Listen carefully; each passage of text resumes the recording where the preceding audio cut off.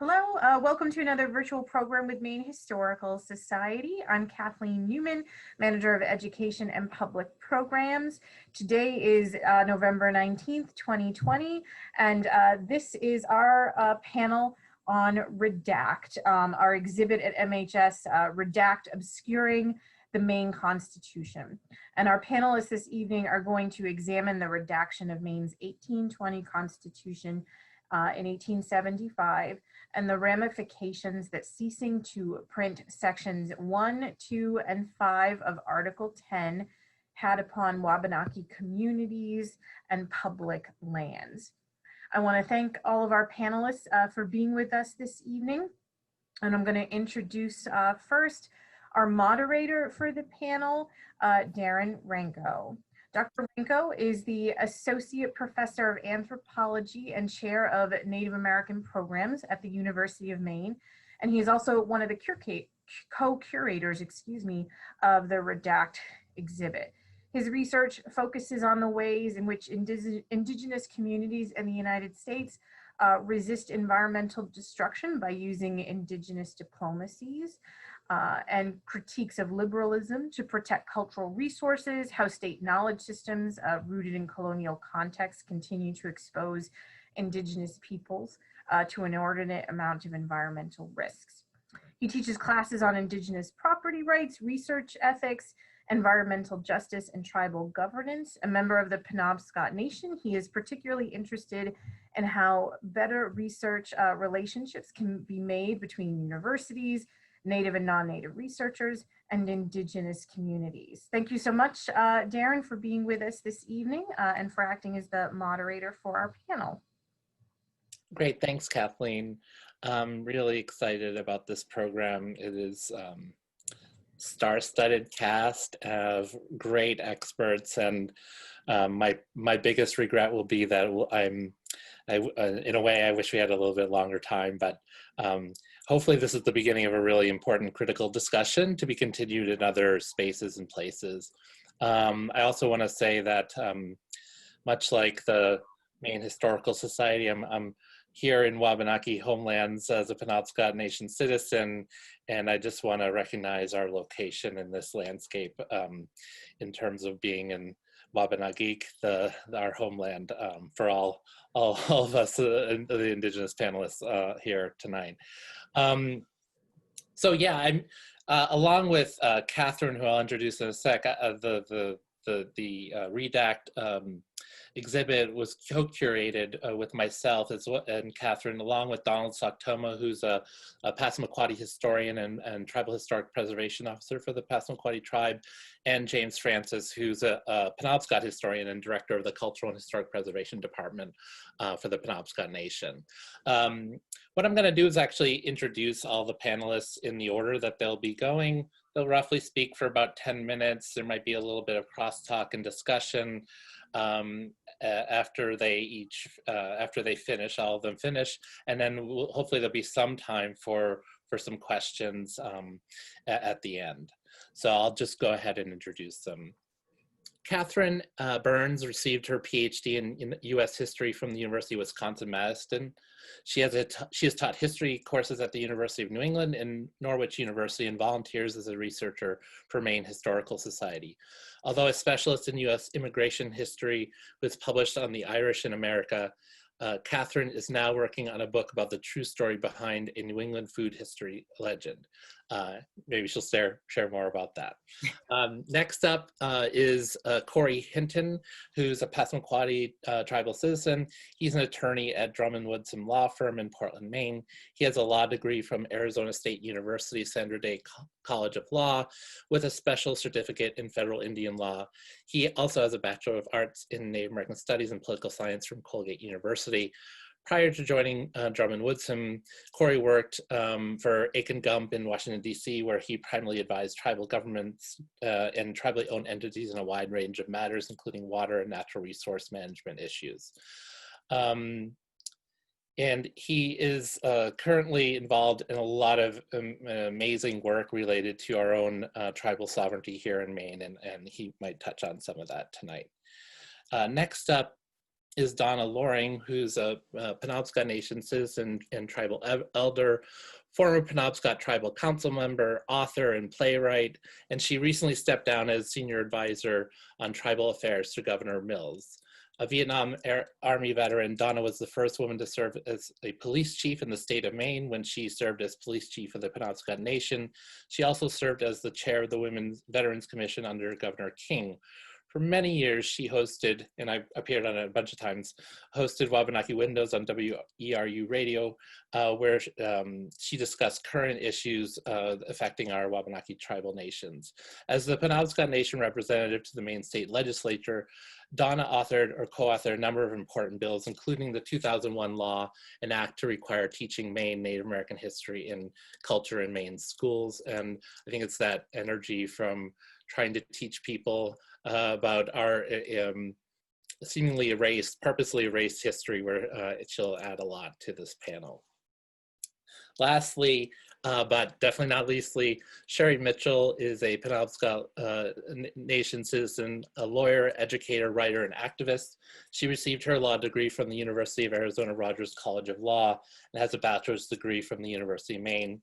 She speaks and teaches around the world on issues of Indigenous rights, environmental justice, and spiritual change, and is the founding director of the Land Peace Foundation. A former law clerk to the Solicitor of the U.S. Department of Interior, she is also a former associate with Fredericks, Peebles, and Morgan Law Firm and Pine Tree Legal. She has received a number of humanitarian awards, including the Spirit of Maine Award, as the visionary behind the Healing the Wounds of Turtle Island Global Healing Ceremony. She has also published an amazing book that I encourage everyone to pick up called Sacred Instructions, Indigenous Wisdom for Living Spirit-Based Change. So that's everyone. And I'm going to start with Catherine, who will share some of the framework and historical research she did for this, which I think really helped us unearth a really important context for at what point in Maine's history these sections of the Constitution were redacted. I'll hand it over to you, Catherine. Okay, thank you, Darren.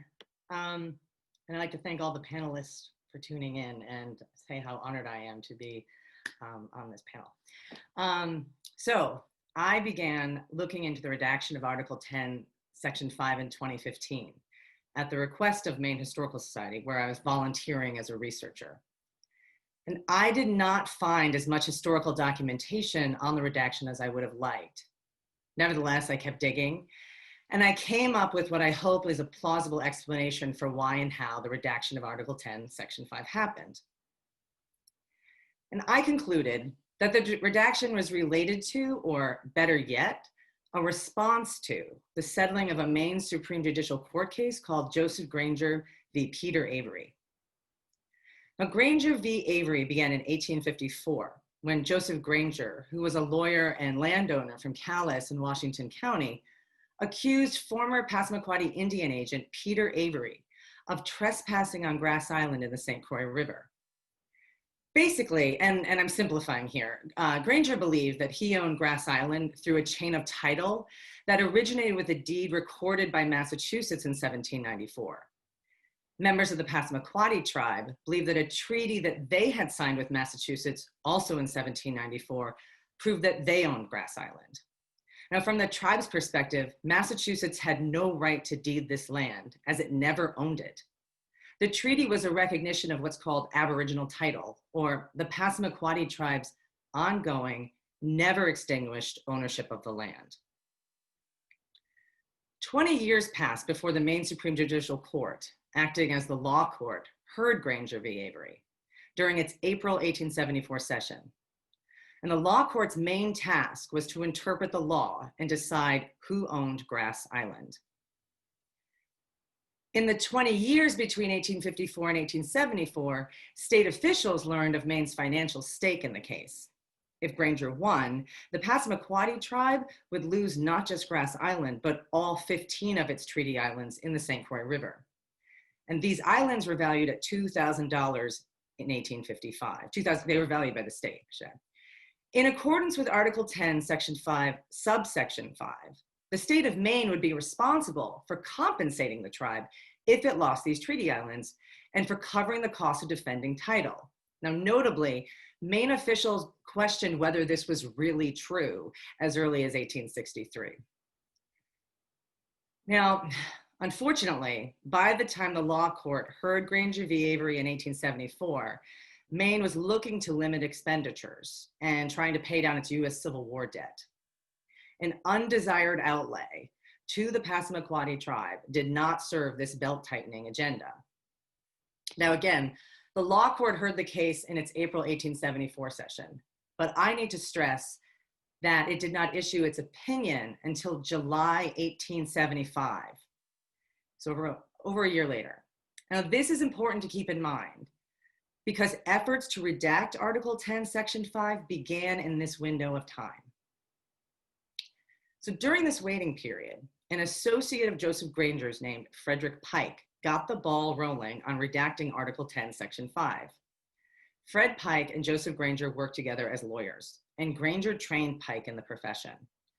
I hypothesized that Frederick Pike proposed the redaction in anticipation of the law court siding with Joseph Granger and finding itself in the position of creating a financial liability for the state.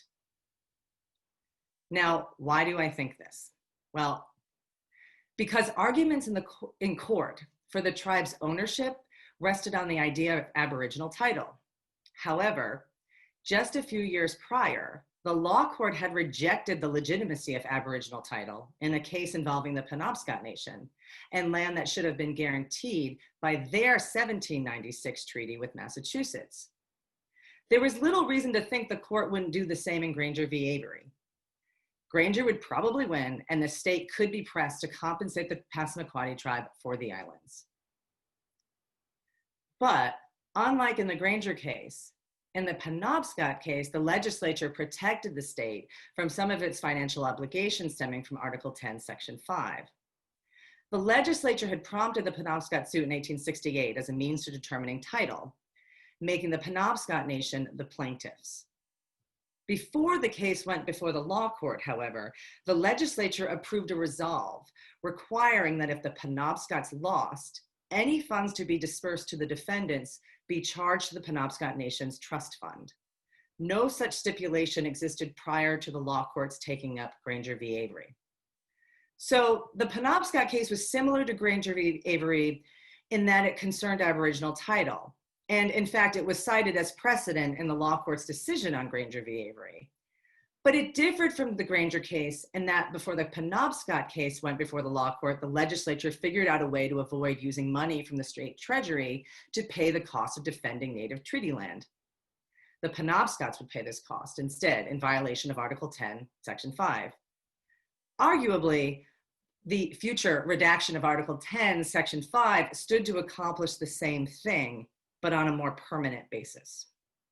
Oh, I also briefly want to note that I've considered that starting the process of redacting Article 10, Section 5 would have made it less burdensome for the law court to issue a decision costly to the state. With the redaction looking promising, the court could have had little reason to delay issuing its decision. Now, getting back to Fred Pike, it's one thing to anticipate a court's opinion. It's another thing to have the power to do something about it. And Fred Pike held this power in February 1875 when he served on the Constitutional Commission tasked with devising amendments to the Maine Constitution. The commission unanimously approved his proposal for the redaction of Article 10, Sections 1, 2, and 5, and submitted it to the legislature. The legislature, in turn, put the redaction and other proposed amendments before voters. Now, to sidetrack for just a minute, I want to address one of the major questions people have about the redaction. That is, why is Section 5 redacted but kept in full force?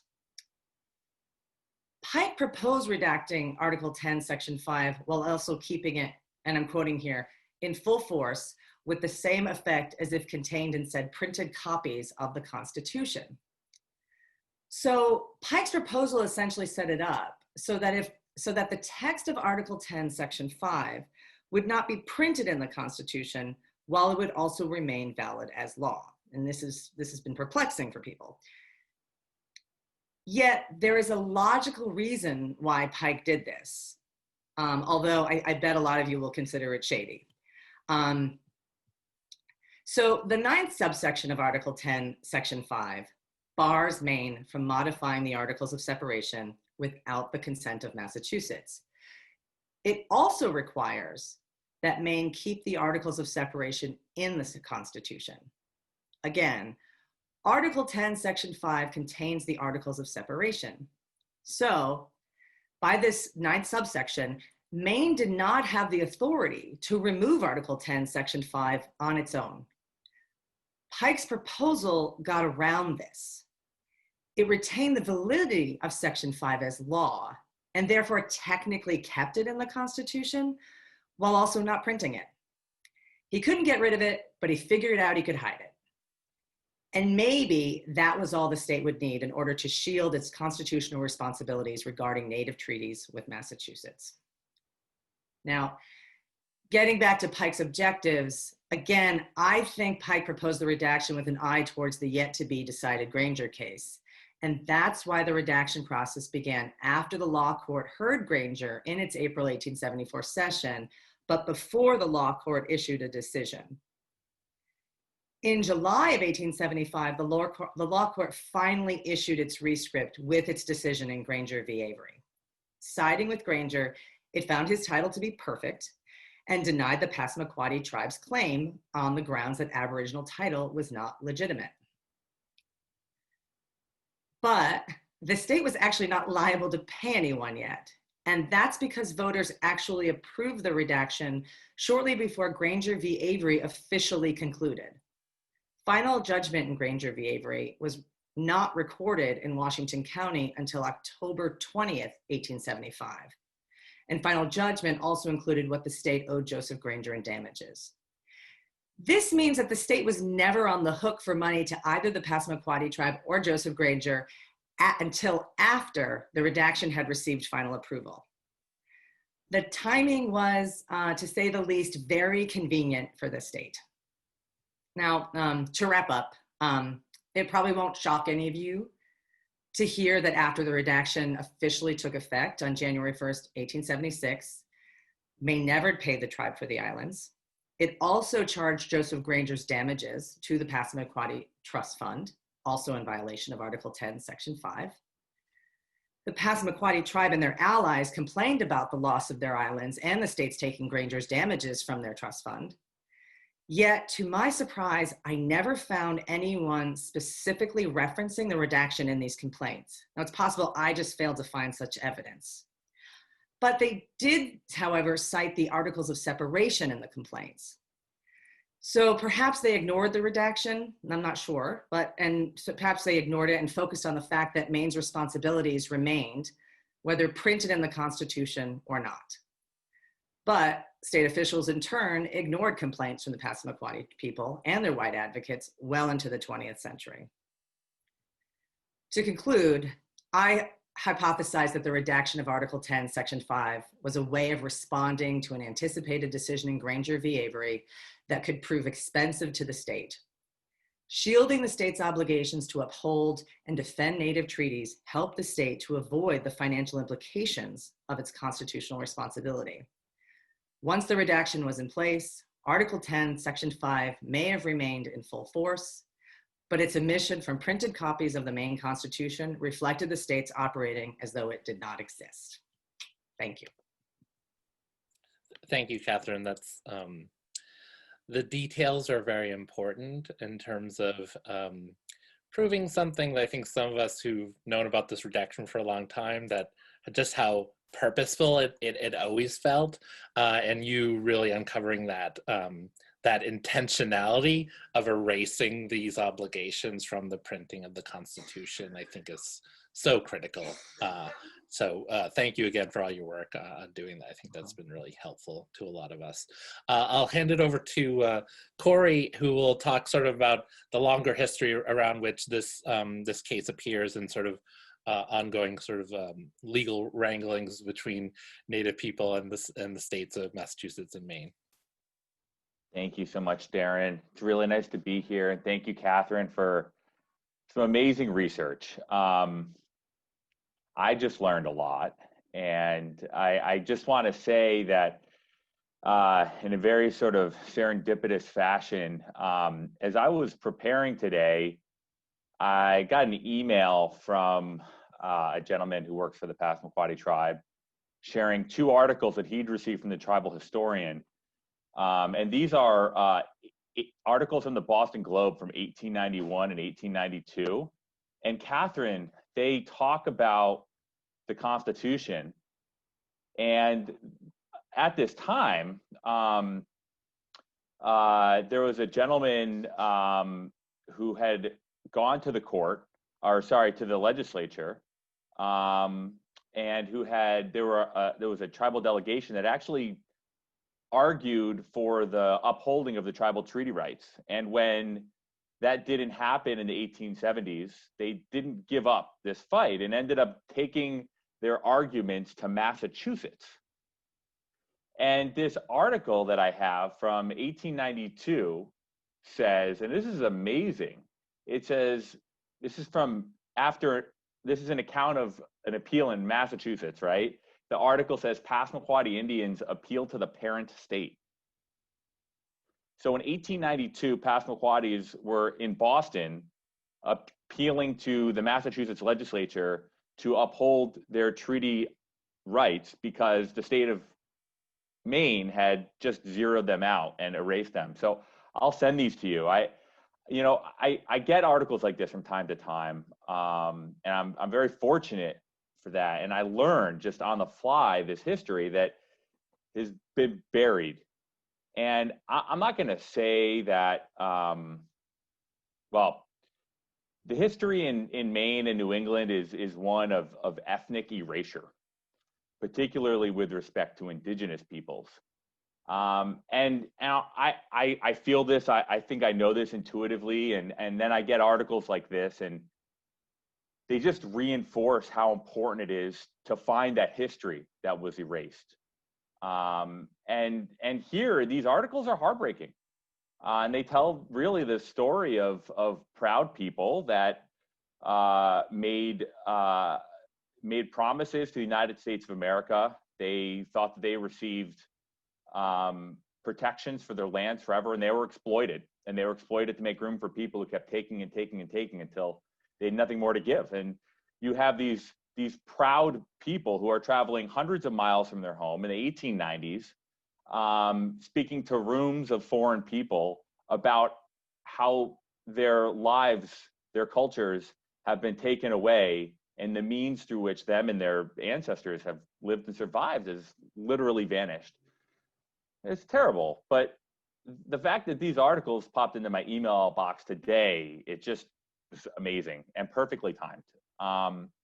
And so for that reason, I was already planning on this, but I really want to kind of recount some history that leads up to the Granger case, and then connect some dots between the Granger case and the 1980 Settlement Acts, because for me, it's helpful to see this whole, time continuum, the arc, see how the quest for justice in Maine for indigenous peoples has bent over time, and how I hope it's bending towards actual justice.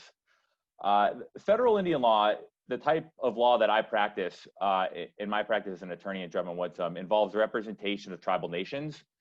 And it's the result of 200 years of federal laws, sometimes Supreme Court decisions, sometimes laws passed by Congress. More often than not, as I'm going to talk about here today, these court decisions are blatantly racist. They date to the Roman Empire, and they collectively embody the justifications for how, in the Granger case or in so many other cases that you'll read about, law cases, the property rights of Native Americans were deemed insignificant and easily subordinated to those of Christians. But here we're really talking about treaty making, and treaty making is a fundamental part of what I call Indian law. The papal bulls of the Pope of the Catholic Church, going back to 700, 800 AD, they authorized the Christian Crusaders and then the European explorers, Christopher Columbus, whoever it might be. It authorized all of those people to conquer in the name of God whatever lands and resources they found that were not controlled by God-fearing Christians. This today is a Western legal principle known as a Doctrine of Discovery. It was the basis for the conquest of the Western Hemisphere and the subjugation and domination of the indigenous people. Here on Turtle Island, though, at the time that the Doctrine of Discovery was being conceived of in Europe, well before 1492, we had laws, we had mechanisms to govern ourselves, to conduct diplomacy, and to share resources. Before contact, there were powerful political confederacies, the Wabanaki Confederacy in this area being one, the Haudenosaunee Confederacy and the Anishinaabe confederacies and cultures moving further west are representative of these really strong military and political alliances. Now, these indigenous confederacies, which were comprised of different indigenous nations, they had their own treaties. And these were frequently modeled off of the Great Law of the Haudenosaunee. And from that, you saw, or you'll read about what are referred to as the dish with one spoon treaty. And these treaties, the dish with one spoon treaties, were used to allocate hunting and fishing grounds, and in agrarian societies, even lands where food could be harvested. After these agreements, it was said there'd be peace.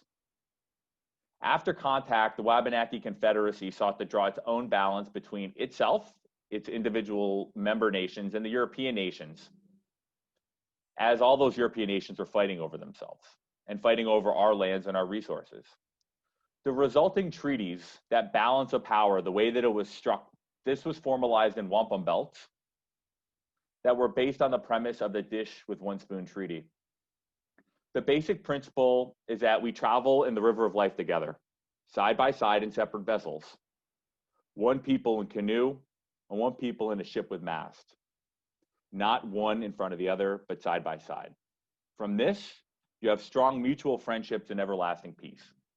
Now, before the United States existed, but after contact, the British Crown protected the indigenous nations in America to some extent from attempts by non-Indians to gain access to tribal lands. Whether it was one European nation or another, the attempts by the European nation states to sort of protect the property rights of the indigenous peoples, this was done through written treaties and beaded wampum belts.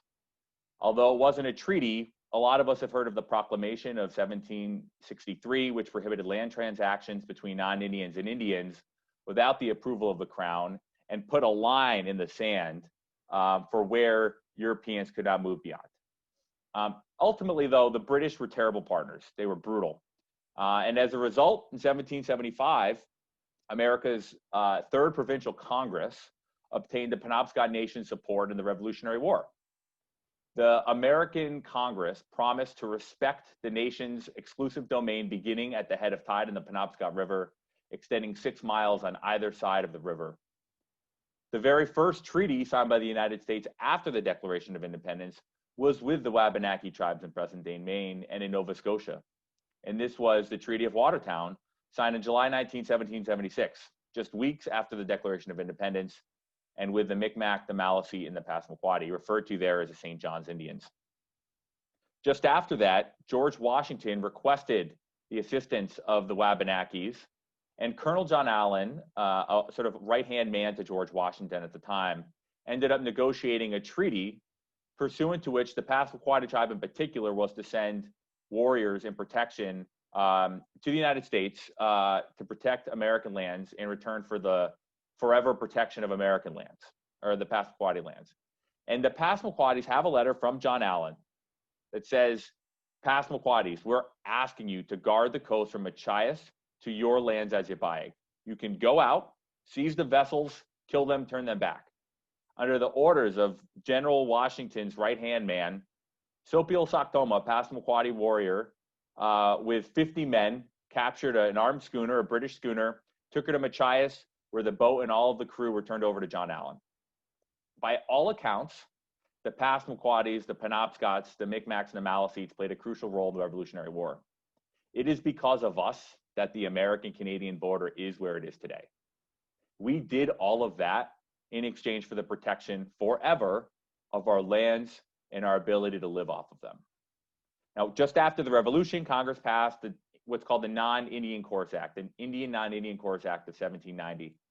It essentially substituted the federal government for that of the Crown, and essentially it provided that any grant or lease of lands from any tribal nation is void unless it's approved by the United States.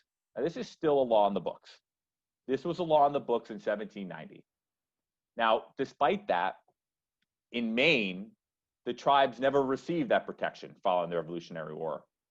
In 1794, Passamaquoddy had relinquished all but about 23,000 acres of territory. By 1818, the Penobscot had ceded all lands on both sides of the Penobscot River, with the exception of just a few townships. All of these land cessations, which happened in the first 50 years of the United States, failed to comply with the Non-Indian Course Act, the Indian Non-Intercourse Act. So all these transactions ought to have been void. Now, when Maine's Constitution was enacted, it had this provision that required the state to uphold the treaties that had been entered into between Massachusetts and the Maine tribes. Now, Maine may have assumed that Commonwealth of Massachusetts had the right to negotiate with tribes because it was one of the 13 colonies. Maine might have assumed that Massachusetts and then Maine had the consent of the federal government to do this. And, you know, therefore Maine, when it took the sort of the mantle for Massachusetts for the area, just assumed that it was all good, that the federal government had consented to this dealing with the tribes. But all of those assumptions were wrong. Now, just after Maine entered the Union, the Chief Justice, one of the first Chief Justices of the U.S. Supreme Court, John Marshall, the father of American jurisprudence, wrote a series of opinions called the Marshall Trilogy. And they were based on the Doctrine of Discovery's inherently racist underpinnings and created the basis for both American property law and federal property law. In 1823, in the first of these decisions, Johnson v. McIntosh, Marshall ruled that the right of the natives to the lands that they had always inhabited was impaired by European discovery. He wrote that as independent nations, they were necessarily diminished. Their power to dispose of the soil at their own will to whomever they pleased was denied by the original fundamental principle that discovery gave exclusive title to those who made it, the title. And according to Marshall, that was only a European Western country. That case involved the sale of lands by the Kankashaw tribe to private citizens. The court ruled those transactions void. Now, keep in mind, this is the exact same time when the state of Maine has agreed to uphold treaties and is giving away tribal lands. In a separate decision just a few years later, Marshall said at the time the Constitution was framed, the idea of appealing to the American Court of Justice for the assertion of a right of redress had never entered the mind of an Indian or his tribe. Their appeal was to the tomahawk or to the government. This is how Marshall justified how the federal government needed to protect and provide for Native peoples. This twisted logic that the federal government actually needed to protect natives was not even as much as the state of Maine was willing to acknowledge, where, you know, the state of Maine had essentially adopted that mantle as the federal government for its territory. None of this really made any sense. For some reason in Maine, people thought that just this whole body of federal law, this idea of a federal union, I don't think it was really sinking in. In 1842, just 20 years after Maine entered the Union, Maine's highest court wrote a decision in the case Murch v. Tomer, in which it wrote with respect to a Penobscot that imbecility on the Indians' part and the dictates of humanity on ours have necessarily prescribed to them their subjection to our paternal control. This is how the Maine courts justified their disregard for the sovereign status. At least the federal government had some twisted sense of duty, that it was at least a guardian, but Maine was simply disregarding the rights of its indigenous inhabitants, no matter what, across the board. Between the 1820s and 1850s, the legislature began authorizing the cutting down of timber on tribal lands and Passamaquoddy lands, the selling of the lands themselves. These parcels were sometimes in the middle of reservations, sometimes they were immediately adjacent, sometimes the lands were given away for money, sometimes they were not. All of these were individual violations of the Non-Intercourse Act, and all of that body of law that John Marshall had just espoused through whatever racist means he did. In 1870, just before the Granger case and Penobscot v. Yeezy, the Maine Law Court denied that there were any rights conferred by the natives' original inhabitants of the land. And he wrote that he was denying the existence of these rights on the grounds that a door would be open to endless litigation and thousands of titles now considered perfectly secure, they would be instantly destroyed. So in 1870, Maine's law court recognized that there was a problem with the law. They probably recognized that they weren't following federal law, but they essentially said the door's closed. If we open that door, it's going to make people's lives difficult. In 1874, the court then ruled in Granger that the treaty had never been perfected and that the islands had technically been given away before the treaty was ever executed. And then the next year, as we all know, the legislature passed a resolve to stop printing the treaty obligations as a part of this Constitution. This is legal erasure. In 1892, Maine's highest court had ruled that the Passamaquoddy and the Penobscot didn't even exist.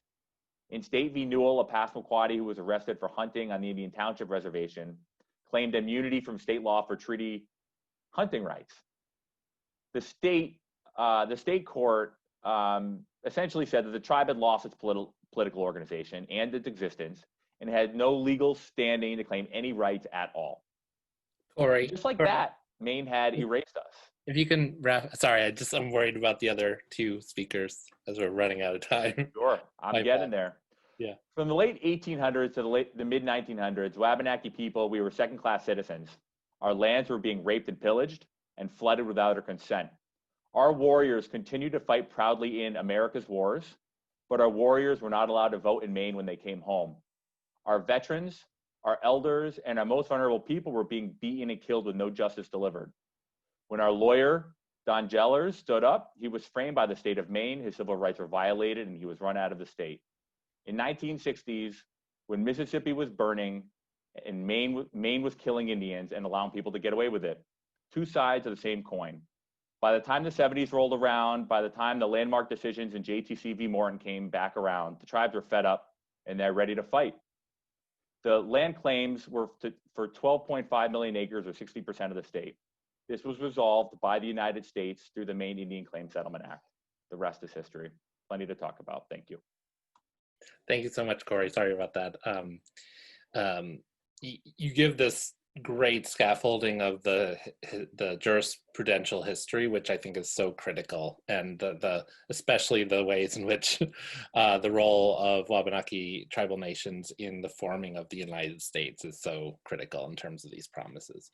I'll now hand it over to Donna Loring, and she'll bring it closer into our current context, I think. Yeah, I think that's a great segue, Corey, that you did, because I want to look at the legislature. Actually, there were 3 times that this Constitution was redacted, legislative history, and it was that section. The first time was 1841. Second time was 1871. Second time was 1857. The third time was 1871. Now, I kind of zero in on the 1841 redaction, and that's just a year before Murch v. Tomer. So when I look at Murch v. Tomer, I'm thinking that, and I'm not an attorney, and I'm thinking that that's probably one of the basic cases that the state always turns to, Murch v. Tomer and the Newell case. So in the court case that Murch v. Tomer, I think it was a strange case because there's hardly any detail on it. I mean, what we learn, a case is about a promissory note, and that Pio Toma is a Penobscot Indian from the Penobscot tribe, and their Chief Justice Ezekiel Whitman authored the court's opinion and makes Toma's tribal affiliation clear right off. Not once in the entire opinion is the complainant's name mentioned, nor what he's requesting for a remedy. Who's Charles Murch? We know that Pio Toma is alleged to have signed a promissory note. We know that Pio Toma was one of 3 Penobscot tribal representatives to the state legislature. The other 2 were John Neptune and Newell Louis. Pio Toma served as a tribal representative in 1836 and 1837. We do not know the detail of the transaction involving the promissory note. There's no mention of what the court awarded the plaintiff. It is as if the opinion was written for precedent's sake only. And an inordinate amount of attention was given to state control over the tribes. Justice Whitman says in his decision, things like, but for certain enactments of the legislature, it would not have been doubted that the defendant might have made a valid contract. And he goes into the conditions of the contract and whatever, and he says the imbecile piece. He says, and he says, the Aborigines of this country were its ancient proprietors, but immigrants from Europe obtaining a foothold here and having increased in number till their power had greatly transcended that of the natives, they at length assumed entire control over them, till it has become settled law that even the territory and soil of the small districts to which they are now reduced in their occupations is not absolutely theirs in fee. They are prohibited from alienating, and even the use and improvement, it is not left to their entire control. I want to skip to a piece that he says, our Constitution recognizes, he talks about the Penobscot tribe thinking that they're a nation and that they're independent. And he says, our Constitution recognizes no such thing, and our legislature altogether forbids it.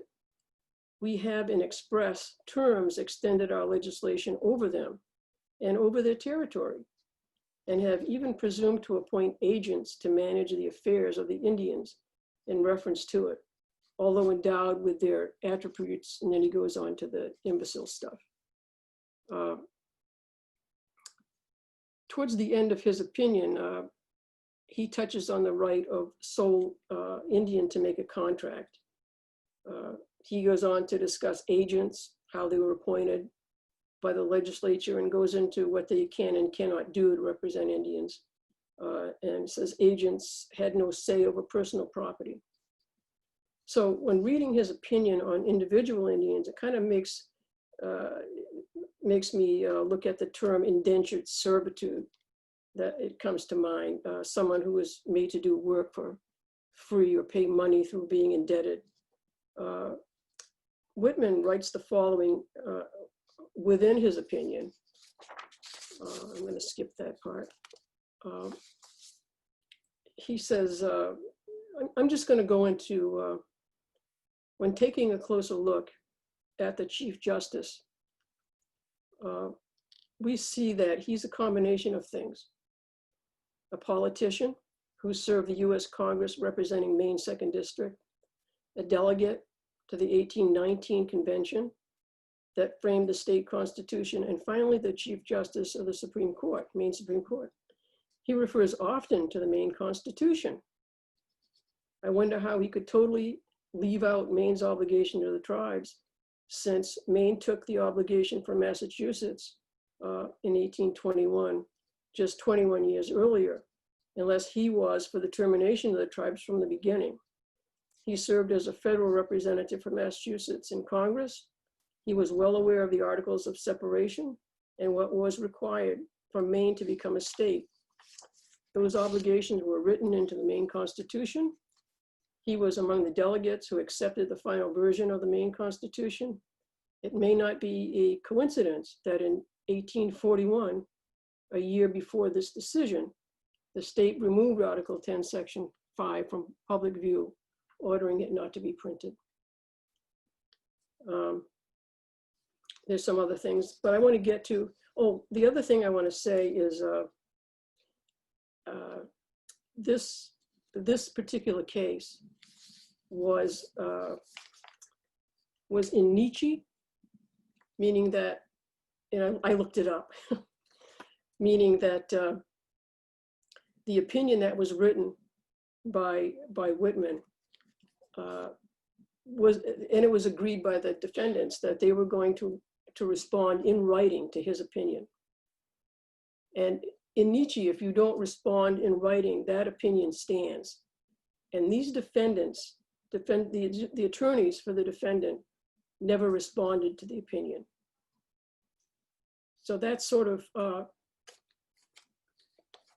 crooked right there, I think. And it sets up the precedents in Maine courts that goes to the Newell case, which I do want to just, how long do I have? I'm trying to read here. 3 minutes. Oh, yeah. Are you kidding? Okay. So first of all, the promissory note case should never have gotten to the Maine Supreme Court. What the heck's that promissory note going to a Supreme Court for?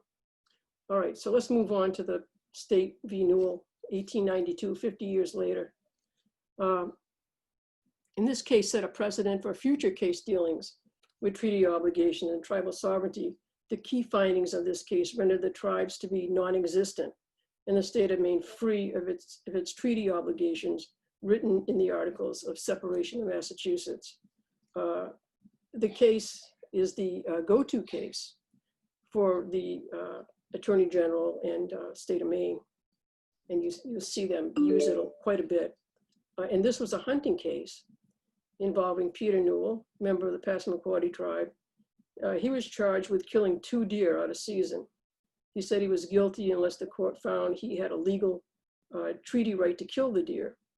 And the attorneys on both sides agreed to take the case to the Maine Supreme Court, where they reviewed these treaties, the 1713, 1717, 25, 20, all of the treaties to 1718, and also the Maine Constitution. The court cited Murch v. Tomer case as a precedent that the tribal member was totally under laws of the state. Chief Justice Peters went on to decide that the Indian residents within the state are not Indian tribes within the treaty-making powers of the federal government, nor are they in political life or territory the successors of any of the various eastern tribes of Indians with whom treaties were made with the crown or the colonies in colonial times, and hence they cannot effectuate any claim, any privileges or exemptions under such treaties. While they have partial organization for tenure of property and local affairs, they have now no separate political organization and are subject as individuals to all laws of the state. Now, I'm going to skip to looking at the Justice John Peters. Justice John Peters was the son of a lumber merchant in Ellsworth. He graduated from Yale and was a member of Skull and Bones. He served in the Maine State Senate from 1862 to 1863. He became Attorney General from 1863 to 1866. He served in the US Congress from 1867 to 1873. He served as Chief Justice of the Maine Supreme Court from 1883 to 1900. Now, this gets interesting because he married his second wife, Fanny E. Roberts, in 1857. Fanny Roberts was the daughter of Amos Roberts, the lumber baron who, along with Judge Thatcher, was appointed by the state legislature to negotiate the 4 townships from the Penobscot Nation. Obviously, for lumber interest, they were to use any means necessary to do so. They were successful in their mission. The 4 townships were stolen, including all land encompassing Baxter State Park, Mount Katahdin, and the Penobscot considered the two negotiators thieves and liars. This judge had extensive lumber interest. His family, including his second wife, the daughter of Amos Roberts, who helped steal the 4 Penobscot townships, earned their living shipping lumber. This was a case of hunting out of season, but it quickly became a case of treaty rights recognition. The deck was stacked against the Indians from the very beginning. The 1842 Merch v. Toma case, which made the Wabanaki wards of the state who weren't allowed to sign contracts, was the first precedent-setting case for the Wabanaki. And the 1892 State v. Newell, which said that Wabanaki were not tribes, as the second and most damaging. End. Thank you, Donna. That connection, I love State versus Newell because they say the Passamaquoddies aren't a tribe, but they keep referring to them as the Passamaquoddy tribe. Right. So there you go. That's the colonial logic right there. So lastly, I believe Sherri is going to actually bring it on home, Sherri, to the contemporary, because we see these many strands of erasures, legally and otherwise, really impacting what we're facing today. So I'll hand it over to you, Sherri. I want to thank you, Darren, and Catherine, Corey, Donna, for everything you've added here. And I'm going to just zoom through and skip over a lot because we only have 7 minutes left to the top of the hour. And so I'm gonna significantly cut what I had to offer here. Well, I think that one of the things that's interesting that didn't get mentioned is that in the separation agreement, the Massachusetts actually gave Maine $1 million to reclaim lands for the Wabanaki nations that had been illegally taken from them. And so the state of Maine actually did have funds to pay for the lands. And so, there's a lot of this talk about Maine not wanting to pay, the tightening of their belt, as you say, but, they were flush because they had $1 million, which in 1820 is a considerable amount of money to be able to, bring back some of the lands back to the Wabanaki nations that had been illegally taken. So I think that's an important piece. I also think that it's really important when you think about the Doctrine of Discovery and we think about the Marshall Trilogy. If we look at that case, Doctrine of Discovery is based on the Christian law of nations, as Corey had mentioned. And what we're talking about is we're talking about the religious law of the Roman Catholic Church. And so that decision being made in 1823 was 34 years after the United States Constitution was ratified. So in its first major court decision, 34 years after the ratification of the Constitution, which is the highest law in the land, the United States broke not only treaty law, which is second to constitutional law, but also breached their own constitution by using religious law to determine the outcome of a Supreme Court case violating the Establishment Clause. And then if you fast forward to the state of Maine in 1820 becomes a state, and then in 1875, 55 years later, violates its own constitution, again, the highest law in the land, in order to diminish the legal rights of the Wabanaki nations. And so what we're learning here in regard to the precedent that's being set is that when it comes to the rights of Indigenous peoples, not just in the state of Maine, but across the nation, that a violation of the highest laws in the land is an acceptable practice if it's being used to dispossess Indigenous peoples of their rights. And so, we are the ones who all others have proclaimed their place within these lands. They have proclaimed them upon our backs because we are the ones who everyone else has found a way to elevate themselves against. And so when we look at Johnson v. McIntosh, we think about, this case from 1823 and, oh my gosh, that's horrific. It's still standing law today. This is still the foundational law for federal Indian law today. And the legal precedent from that case was used in cases within the last 5 years, I believe, where it's still being mentioned in the highest cases that are being argued in this country.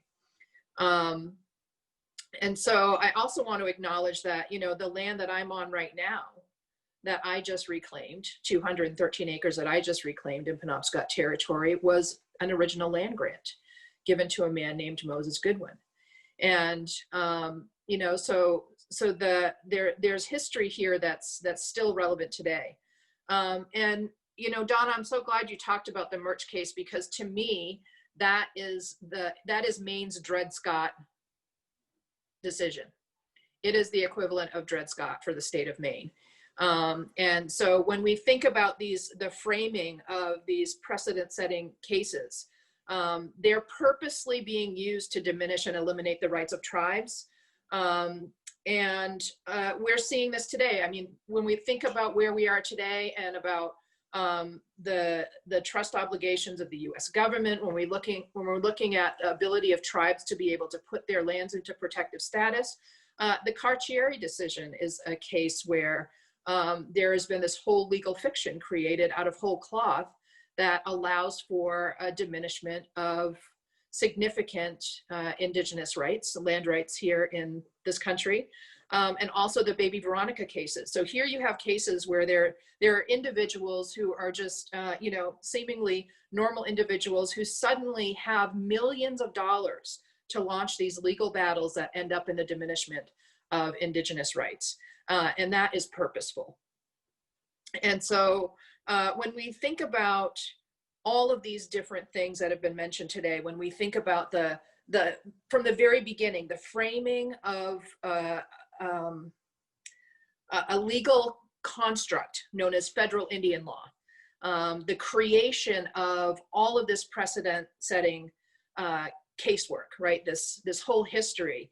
It's easy for people to see that what has happened has been that there has been the creation of a rights-based legal structure that is specifically used for the purpose of diminishing indigenous rights, of ignoring Aboriginal title, of ignoring legal obligations. The state of Maine has very specifically outlined legal obligations in the redacted portions of the Constitution, as Catherine had mentioned.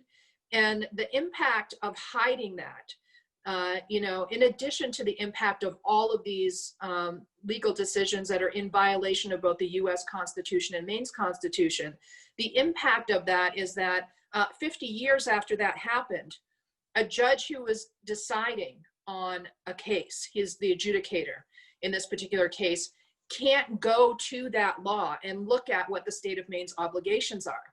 So those decision makers who have been charged with determining the outcome of legal questions between the Wabanaki nations and the state of Maine don't have all of the information that they need to be able to make those determinations, because a portion of the law that's relevant to the case has been purposely hidden by the state of Maine.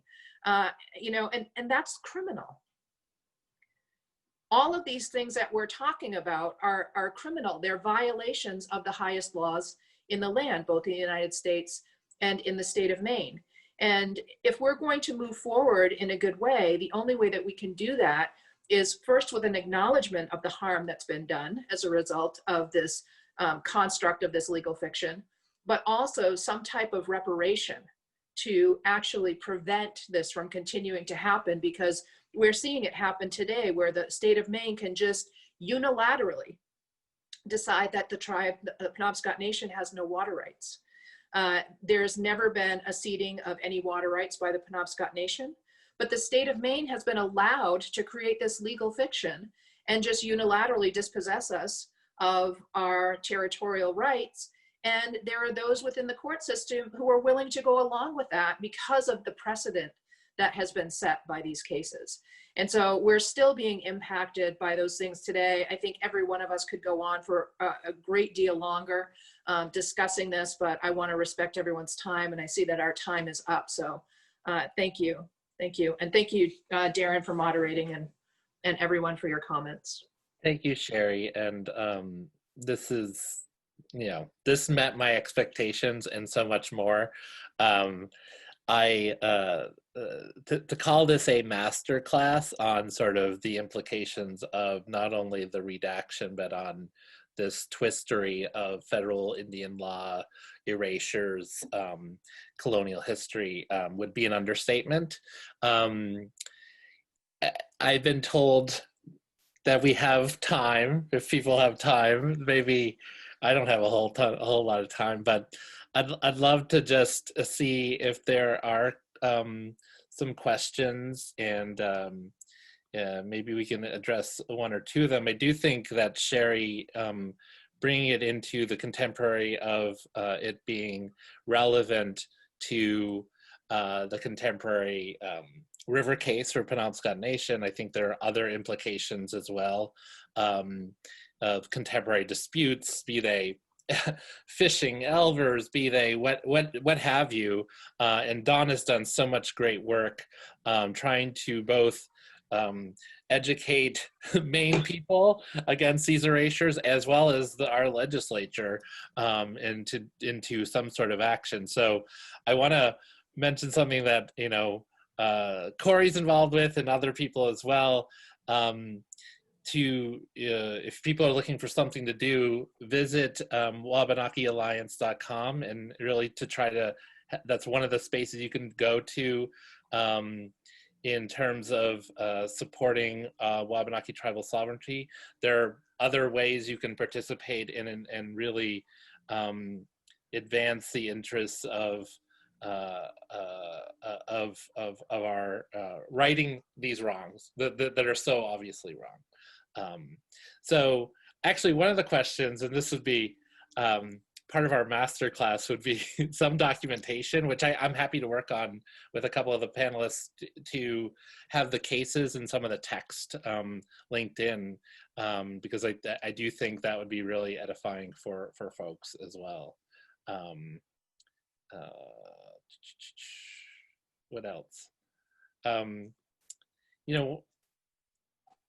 I'm looking at the Q&A. Yeah, so this question about redaction and being still in effect, and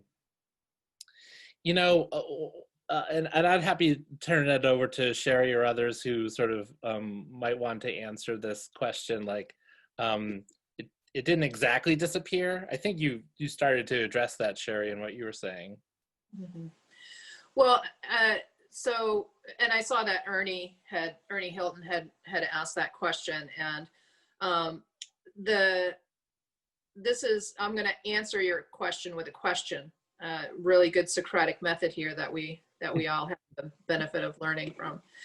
So let's say, Ernie, that somebody had written something 50 years before you began to read, and then there was a law passed that prohibited the publishing of that text.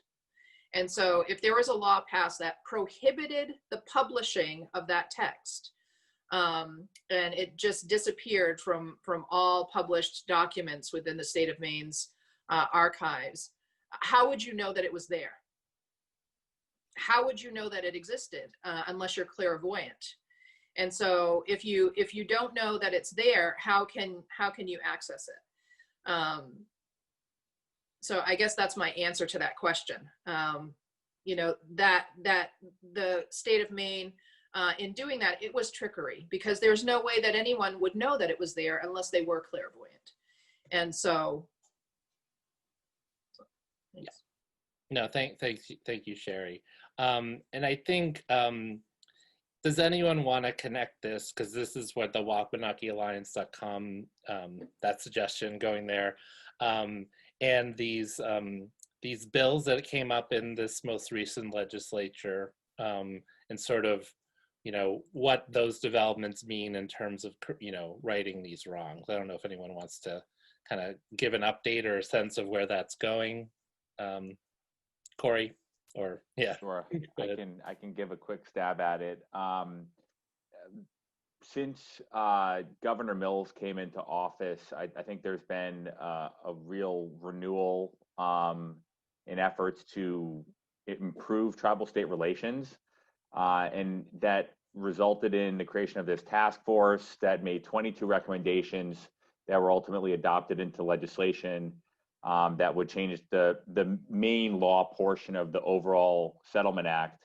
And in essence, these recommendations would accord Maine tribes the same rights, privileges, and immunities as all tribes elsewhere in the United States, which is something that we don't enjoy. It's about equality and ensuring that tribes in Maine can benefit from laws passed by Congress that don't apply in Maine currently because of the Settlement Act, and there are laws, everything ranging from the Violence Against Women Act to laws about emergency management and Indian gaming don't apply in Maine because of the Settlement Act. So this is intended to address some of that, deal with environmental regulation, criminal justice, civil jurisdiction. And that legislation was voted out of the Judiciary Committee in August, but because the legislature didn't reconvene, the plan, I believe, is for it to be reintroduced in December/January for the next legislature. We're hopeful that'll be picked back up then. Great, thank you. And anyone have anything else to add to that? No one? Okay. Thank you, Corey. And one of the things that, because I'm going to wrap it up mostly because I have to go, but I think Sherri and some others too, is again to kind of point out that erasures are, that's a really profound and specific strategy for colonization, erasing people from history, erasing people from the land. It cannot be understated how these textual erasures lead to physical violence and other forms of erasure that are actually on us bodily. If you think about people, being forced into boarding schools and those kinds of situations, erasing the Indian from the landscape was a project critical to colonization. And so I just want to kind of, while we're talking about a redacting kind of textual kind of thing, this has such profound physical effects on Indigenous people, and specifically for us, Wabanaki people here in what is now Maine. So I just really want to sort of connect that to a physical kind of element to it, and really thank everyone. We'll try to put up some textual and other kinds of, maybe Kathleen can help me with something attached to the recording, that some resources that people can visit attached to this, because I think we talked at a really advanced level. I think it all made sense, but it's a really important issue for people to understand the broad scope of what was discussed tonight. And it gives, in some ways, the textual fill-in and context, an exhibit is kind of limited in its space and text, so we added, I think, a great amount to it. And again, thanks, Catherine, all her great research, these panelists, Sherri, Corey, Donna, just amazing work. Thank you so much. And I don't know if Kathleen, you have a parting word, or anyone else wants to say. Sure. Thank you, Darren, Catherine, Donna, Sherri, Corey. You guys are an amazing panel. And this was a really informative and interesting program. I want to thank the audience too for their participation, their thoughtful feedback and questions. If you are interested in visiting the REDACT exhibit at Maine Historical Society at our Portland campus, we have limited hours and limited capacity at the museum right now, but we are open and encouraging people to visit. You can also learn more about our exhibits and programming just by visiting our website, mainehistory.org. Don't forget the other resource that Darren and Corey mentioned, wabanakialliance.com. And again, just thank you all so much for being here and participating. If any of our panelists have anything they would like to close with, I'd welcome you to share that now. If not, that's okay too. Anyone? Thank you all. Thank you. Thank you.